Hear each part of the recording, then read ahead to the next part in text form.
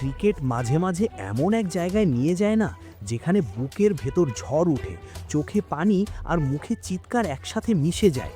এই সেমিফাইনালটা ঠিক তেমনই একটা রাত ছিল ভাই। ফাইনালের আগে এইটাই যেন আসল ফাইনাল।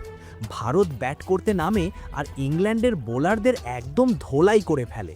সঞ্জু স্যামসন 15 রানের মাথায় লাইফ পাইলেন, হ্যারি বুক ক্যাচ ফেলে দিল, আর তারপর 42 বলে 89 রান। একটা শট যেন আকাশে আতশবাজি ফুটতেছে। শিবম দুবে 25 বলে 43 ঠুকলেন।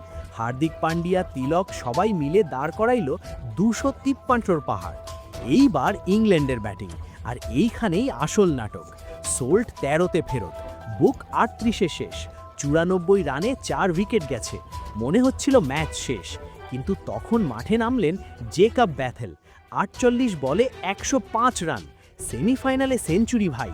যখন দল ডুবতেছে তখন এই মানুষ একা হাতে নৌকা বাইতেছে। উইল জেক্সকে নিয়ে 77 রানের জুটি গড়লেন। পুরো স্টেডিয়ামে ভারতীয় সাপোর্টাররা চুপ। ইংল্যান্ড ফিরে আসতেছে, শেষ 24 বলে 61 দরকার। তখন আসলেন বুমরা, গতি থামায় দিলেন। হার্দিক পান্ডিয়ার ওভারে মাত্র 9 রান গেল।